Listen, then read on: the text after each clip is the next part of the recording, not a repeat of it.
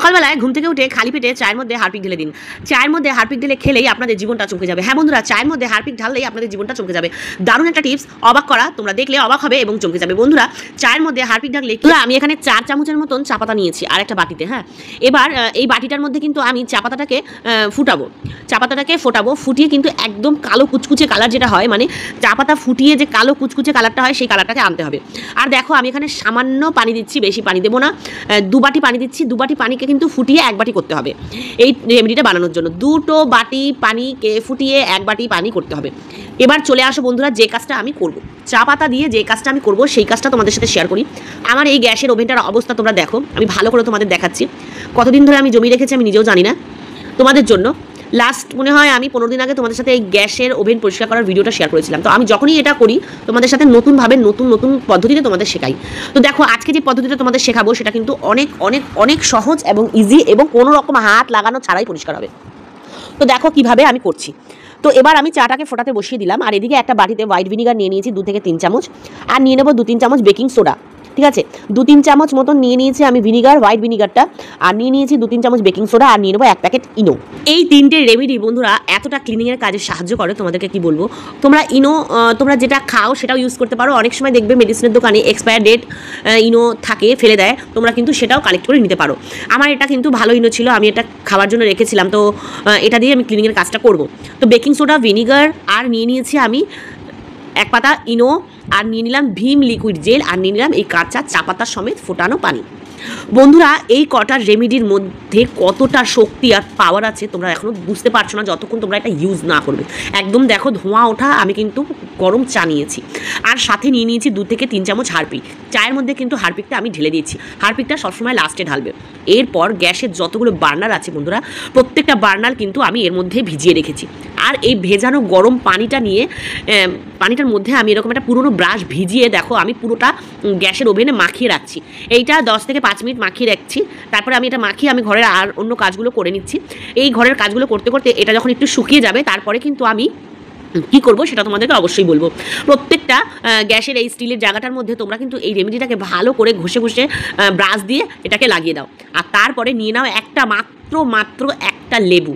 পাতি লেবুর মধ্যে হারপিক দিলেই কিন্তু বন্ধুরা এক্ষুনি ঘটনাটা ঘটবে। দেখো কী রকম নোংরা ছিল, তোমরা দেখেছিলে প্রথমে ব্রাশ দিয়ে ডলাতে কিন্তু প্রত্যেকটা নোংরা ছেড়ে গেছে, কিন্তু যেগুলো চিপকে রয়েছে সেগুলোকে তোলার জন্য এই হারপিক আর লেবু কিন্তু 1 নম্বরের ওষুধ।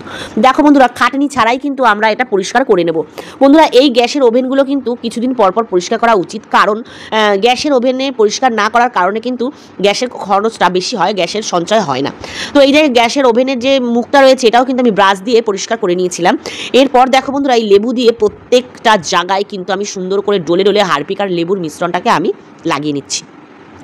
বন্ধুরা, তোমাদেরকে কি বলবো, এটা একটা ম্যাজিক্যাল লিকুইড, ম্যাজিকের মতন কাজ করবে, তোমরা অবাক হয়ে যাবে এবং চমকে যাবে। এবার দেখো আমি নিয়ে নিলাম তারের স্কচবাইটগুলো, যে তারের স্কচবাইটগুলো হয় ওটা দিয়ে দেখো আমি হালকা হাতে দেখো আমি একটা আঙুল দিয়ে ঘষা দিচ্ছি।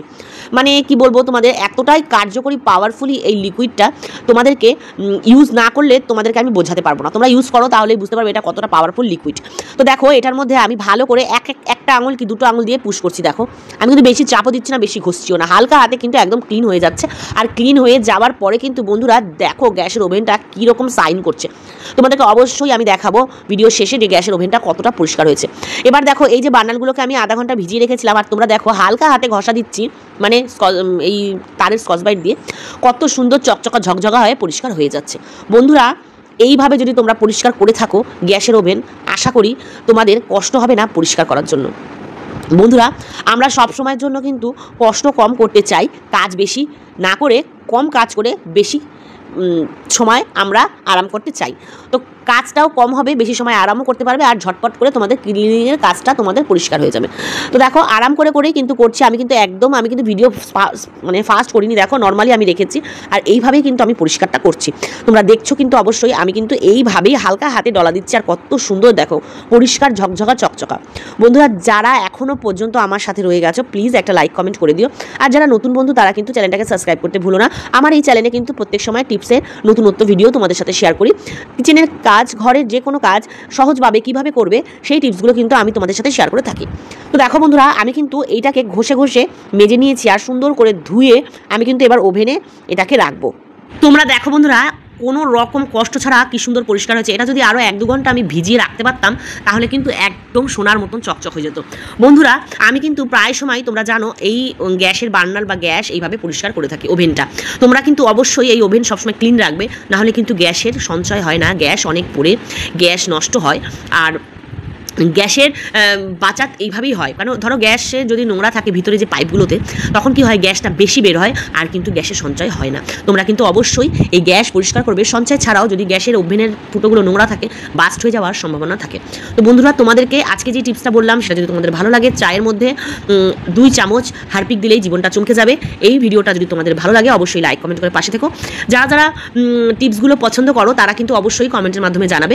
দেখো বন্ধুরা এবার কিন্তু গ্যাসটা পুরো পরিষ্কার করে চকচকা ঝকঝকা ক্লিন করে তোমাদেরকে দেখালাম কত সুন্দর পরিষ্কার হয়েছে। বন্ধুরা এবার কিন্তু যাওয়ার পালা, তোমাদের সাথে পুরোটা ভিডিও শেয়ার করে এখন কিন্তু যাব। অনেক ভালো থেকো, আল্লাহ হাফিজ।